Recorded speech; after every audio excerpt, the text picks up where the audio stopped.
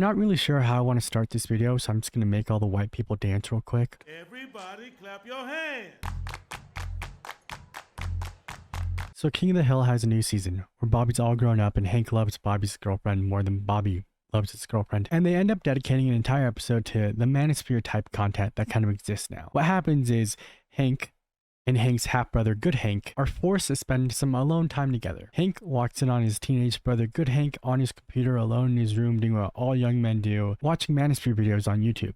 Hank overhears the video go, "It's all about the 4 F-bombs, family, faith, finances, whatever the last one is." And Hank goes, "Whoa, yeah, I get it. That's dope." And Hank, eager to watch his younger brother develop into a young adult, a person with good morals, decides to say, "Hey, why don't I pay for us to go to this boot camp together in person?" And Hank is not Peter Griffin. It doesn't take an entire story and a bunch of mistakes to figure out what's going on here. Hank very quickly realizes that this entire camp is just anti-woman, ran by a man who doesn't have a partner, or a bunch of people that also don't have partners, who have decided that instead of going, what can I do to make myself better and more attractive to someone else, I'm going to sit here and complain about them. I'm going to hate the people I want to love me. And that's it. Hank points that out. Good Hank goes, "Oh, well, you're wrong. You're not my daddy." But then eventually he comes around at the end of the episode when he realizes how big of a loser the guy running the seminar is. And none of it's hidden. It's so obvious. We got clips like, "I'm too short."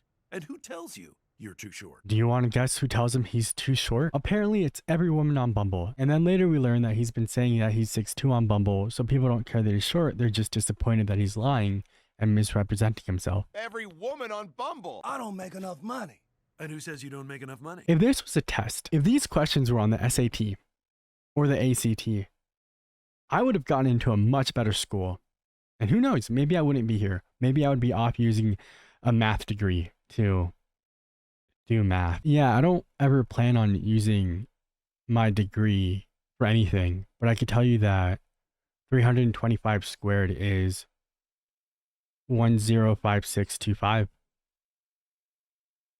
because it's just 32 times 33 and then you end it with 25. And that's like a party trick I do, and why I don't have any friends. Oh, right, back to the thing. Who tells you you don't make enough money, dog? Who is it? My ex-wife. Another female. Another female. Damn. Who could have seen that coming? This is obviously satire. It's King of the Hill making fun of these people and hoping to teach the people watching, hopefully a younger audience, a lesson. Hey, don't fall for this. These people are obviously scamming you or they're lonely. But it is still insane to me that these people actually exist. Whether they're Andrew Tate, dating gurus, or just young men who have been rejected by all the one woman that they were attracted to in high school, never said anything to, watch them get into a relationship with someone else and then went, wow, that should have been me. She didn't get all the hints I dropped. That time she looked at me and I puked. She should have known. Also, this doesn't apply to me anymore because I'm 28. But back when I was in high school, my friends were like, oh, well, if she liked me, she'd tell me. You like her and you don't tell her. Why are you expecting that from her? Like, chill. If you like someone, tell them. And if they don't like you, dope. You have a reason to move on. And if they do like you, then you ghost them. I don't know. What are you looking? You think I'm here to give you relationship advice? I got a sponsorship offer. I've gotten a pretty decent amount over the last couple of months, and I've turned them all down except Aura. But I got one that started with, hey Max, loving your dating advice content. And I was like, this person does not watch anything I do. My only real dating advice is to tell people you're into them. That's the first step. If they're not into you, you can move on. If they are into you, dope. Now you get to figure that out together. You want to know how Lee and I started dating? She sent me a picture of Haley from Stardew Valley surrounded by Pokemon that she found on Twitter. And I said, how do I tell you I have a crush on you? And now here we are. Nobody gets my jokes. And who doesn't get your jokes? Everyone. And who is slightly more than half of everyone? Women. It's women. It's females. Females are the problem. And then later on, his whole thing is like, okay, so I know my jokes aren't funny. And also most of them are misogynistic. And who is slightly more than half of everyone? Females. Who do we want? Females. Who doesn't want us? Females. So who do we hate? Females. Go Incels. Good Hank, which is the actual legal name of Hank's younger brother, if you've never seen King of the Hill. Cotton, Hank's dad, is kind of whack. Anyway, Good Hank then gets the nads of truth, which is their kind of talking stick, and he goes, I have a female friend who put me in the friend zone. And he explains that he has a friend that he goes to school with that he's been talking to a lot, that he has a crush on. But she's not giving him a chance. And instead of the men around him going, well, have you asked her out? They decide to go, you know what you should do, dude? Sleep with all of her friends. And then Good Hank looks at the main guy and he's like, and that'll get her to like me? And he goes, no. But it'll get her to think about you. And then you'll be in a relationship with one of the other ones, even though you don't want them. Instead of allowing yourself to live in the friend zone, like your simping beta brother suggested, you should ask out all of that girl's friends to make her jealous. Then she'll perceive you as having higher value. If you are so unafraid of asking the people out around the person that you want to ask out because there's no real feelings involved, you should teach yourself to do the things that make your heart race. You should teach yourself to do the things that are scary. You should teach yourself to do the things in life that are terrifying. That's how so many wonderful things happen. Whether it's asking out a woman that you have a crush on, starting a YouTube channel, bungee jumping, learning how to stanky leg, doing a Bad Bunny impression, foot racing, Flygon HG, whatever it is. If it scares you to do, and it's what you want to do, it's probably worth trying. Taking an entire semester worth of online classes to move to Illinois and start wrestling professionally, whatever it is, do something that scares you. I'm a big believer in I'm going to be broke the rest of my life. I might as well do things that I'm terrified to do. And it's how I end up with a job where I get to just sit here and be myself. It's how I end up with a person who I'm so sure is the love of my life. It's how I end up with a dog who got left at my house. And now she has separation anxiety. It's inherited from me. I have separation anxiety. But back to the episode. She'll perceive you as having a higher value. It's such a dumb thing to say. And I go back to Dr. Terabin with the marketplace, the sexual marketplace. The people like them, the people that are like, I'm a high value man, describe their perfect woman as someone they would describe as a low value woman. Someone who doesn't make six figures, right? Because she's a stay-at-home mom. Someone who has no education because she's a stay-at-home mom who had your children when she was 18. Oh, they were born when she was 18 years and 3 months. You were only 35 when you guys met. Sure, nothing weird happened there. These are people who want to use women to have their children, but can't watch it happen because think vaginas look gross. I'm never going to get over that clip of Andrew Tate and a bunch of guys sitting around talking about how vaginas look gross. Consider that if you think women look disgusting, that says a lot about you and your attraction to women. And then I get to date her? No, little man. She gets to think she's dating you. I think it's important to look at stuff like this and realize that the entire world outside of this manosphere can see that they're not serious. What's scary is that it's a filtration system, right? You have the rest of these people. I'm going to call us normies. We're all normal people who are like, hey, women should be treated with respect. The manosphere people that are like, we're high value men. We know that because we're future millionaires. We know that because the person who's running this course made millions selling this course to us. You have a bunch of young men who are then introduced to this content. It is so rare to be young and smart.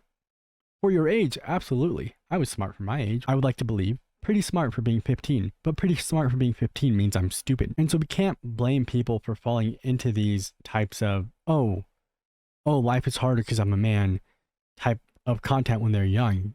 They don't know any better. So it's important to have shows like King of the Hill who are willing to make fun of it. So hopefully they see it before they end up there. Hopefully they see it and they go, oh, I don't want to be the grown up version of who I am now. I don't want to go from I'm alone, how do I fix this, to I'm alone and it's women's fault. There's no cure. Hey, King, you know, your dating profile says you're 6'2". You can't blame women for being disappointed when they meet you and see you're 5'4". And brother, with respect, maybe the real reason you're broke is that you spend the alimony money your ex-wife pays you on swords. It is so funny to come back to him having said, my ex-wife calls me broke, but she's paying him alimony. Again, we're just making fun of these people. The episode is just to say these people are not serious people and you shouldn't take advice from them. You really have to be careful not to take advice from people you don't want to become.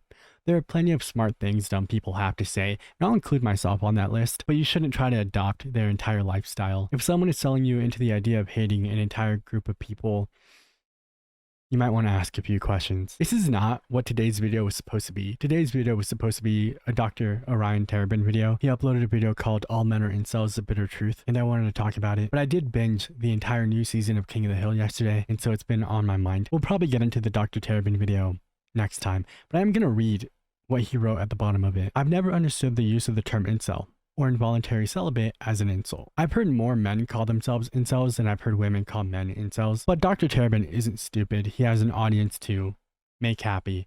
And he knows that if he explains that being called an incel is much more about your personality than whether or not you're capable of having sex or people want to have sex with you, then he's going to lose them. After all, if a man wants to have sex with a woman who doesn't, then, at least in the context of this relationship, either the man is going to be involuntarily celibate or the woman is going to be involuntarily sexual. That's my Dr. Terabin impression. Dr. Terabin himself talks pretty often about how women can have sex whenever they want. Involuntarily sexual is definitely a way to describe women who can have sex but don't want to have sex with you. I don't know that I would adopt that term to describe anyone. I would probably just say they don't want to have sex. You don't have to go out of your way to not have sex, whereas incels are usually pushing for it, looking for it, pining for it, wanting it, and blaming other people for their inability to get it. And while we do not need to celebrate those who obey the dicta of civil society and human dignity, I would like to argue that it is very stupid to denigrate those who choose to do so. People are mistaking the term incel and using it too literally. I think most of us understand that incels are not just people who don't have sex. They exist everywhere. I have plenty of friends who are not actively having sex, and I have plenty of friends who are my age and virgins. They're not incels or femcels.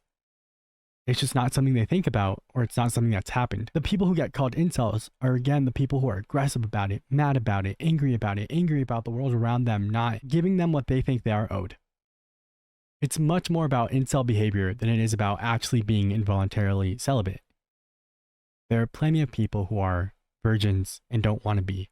The problem is whose problem you make that. The bitter truth is, since no man who has never heard no, all men are incels. The real division is between those who respect that decision and those who don't. That's a very inaccurate way to look at the term, because it's generally not how much, it's generally a yes or a no. The incels that we've had to deal with tend to be virgins.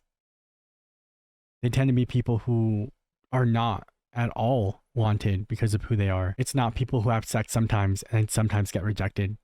It's not people who have been told no a few times. If we're going to be defined by the things that we have sometimes done, then I am sometimes the funniest person in the world, because at that time I said I was practicing my vowels and I said A-E-I-O-U, and my girlfriend turned to me and she said, Max, why? And I said, yeah, sometimes. Or I'm an avid book reader because I've started 3 books since I finished college. Have I finished any of those books? That's not any of your business. Don't judge me. Don't judge her father like that. I birthed her. But we'll take a look at that next time. I'm actually pretty interested in what he thinks he has to say. If you have not watched King of the Hill at all, I strongly recommend it. It is probably one of my favorite shows in its entirety. I'd watch random reruns as a kid, but I didn't actually watch the show front to end until 2020 when I started working from home, and they just dropped a new season. In getting ready for this video, I fell way too deep into sexless marriage Reddit. It went from like incel Reddit to I haven't had sex in 3 years, I'm happily married, but ever since we had our kid, my wife doesn't want to. And some of those posts get dark. And they're from both men and women. That is a scary reality that I do not ever want to end up in. So I'm going to call it there. I'm going to let y'all go. Have a great day. Thank you for spending time with me. This is a good time to say goodbye. It's my favorite thing to do. You're my favorite people to do it with. I am going to go figure out what to do now that I finished King of the Hill. That's not true. I've been watching Hunting Wives and it's not going great. I was not prepared to see old people naked. And now here we are. Okay, goodbye.